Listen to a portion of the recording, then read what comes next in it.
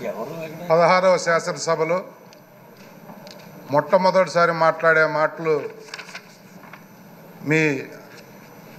మా ప్రాంతవాసి అయిన మీ అభినందన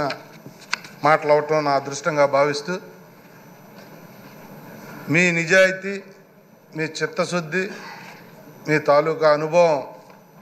నేను దగ్గర నుంచి చూసిన వ్యక్తులుగా ఒకే పార్టీలో ఒకే విధమైన భావాలతో మీరు 42 సంవత్సరాలు సుదీర్ఘ రాజకీయం చేసిన వ్యక్తిగా ముక్కుసూటిగా ఉన్నది ఉన్నట్లు మాట్లాడటం కానీ ముఖస్థుతి కోసం ఒకలాగా ప్రజల్లో మాస్క్ పెట్టుకున్న రాజకీయాలు చేయకుండా మీరు గడిపిన మీ నిజాయితీ రాజకీయ జీవితం మా అందరికీ కూడా ఒక రాజకీయాల దగ్గర నుంచి మేము చూసాం. మిమ్మల్ని మీరు చేసిన విధానం, మీరు వెళ్ళే విధానం కూడా మాకు చాలా నేర్పింది అధ్యక్ష. మరి గతంలో చూస్తే ఎంతో ఉన్నతంగా రాజకీయాలు 2009లో నేను మొట్టమొదటిసారి శాసనసభలో అడుగుపెట్టినప్పుడు అప్పటి ప్రతిపక్ష నాయకుడిగా చంద్రబాబు నాయుడు గారు మాట్లాడుతున్నప్పుడు ప్రజా సమస్యల పట్ల వారు చేసిన పోరాటాన్ని దగ్గర నుంచి చూసి రాజకీయాలు అంటే ఇలా చేయాలి అనే విధంగా వారు చేశారు. తరువాత 14లో ముఖ్యమంత్రి అయిన తర్వాత రోజుకు 18 గంటలు రాష్ట్ర శ్రేయస్సే తన శ్రేయస్సులాగా పనిచేసిన చంద్రబాబు నాయుడు గారి నాయకత్వం పట్టుకుని చూసాను దగ్గర నుంచి.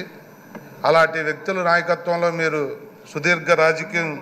నడిపిన వ్యక్తి. ఉత్తరాంధ్ర సమస్యల మీద మీకున్న అనుభవం, ఉత్తరాంధ్ర సమస్యల పట్ల మీకున్న అవగాహనతో మన ప్రాంతానికి ఉపయోగపడే కార్యక్రమాలను కూడా మీ పరపతితో చేయిస్తారని మనస్ఫూర్తిగా నమ్ముతూ శాసనసభని నేను చూసిన నాదెండ్ల మనోహర్ గారు కానీ యనమల రామకృష్ణుడు గారు కానీ వారి స్థాయికి మించి మీరు సక్సెస్ అవ్వాలి అని చెప్పి ఆ భగవంతుని కోరుకుంటూ మంచి ఆశయాలతో రాజకీయాలు చేసే మీరు రాష్ట్ర అభివృద్ధికి ఉన్నతికి పాటుపడతారని మనస్ఫూర్తిగా నమ్ముతూ మరొక్కసారి మీకు అభినందనలు శుభాకాంక్షలు తెలియజేస్తూ ఈ 16వ శాసనసభకి రావటానికి నన్ను టికెట్ ఇచ్చి ప్రోత్సహించిన మా నాయకుడు పవన్ కళ్యాణ్ గారికి వేదిక ద్వారా ధన్యవాదాలు తెలియజేస్తూ ముఖ్యమంత్రి గారి అనుభవం, చంద్రబాబు నాయుడు గారి నాయకత్వంలో కూడా 14 నుంచి 19 వరకు పనిచేసిన అదృష్టాన్ని ఒకసారి గుర్తు చేసుకుంటూ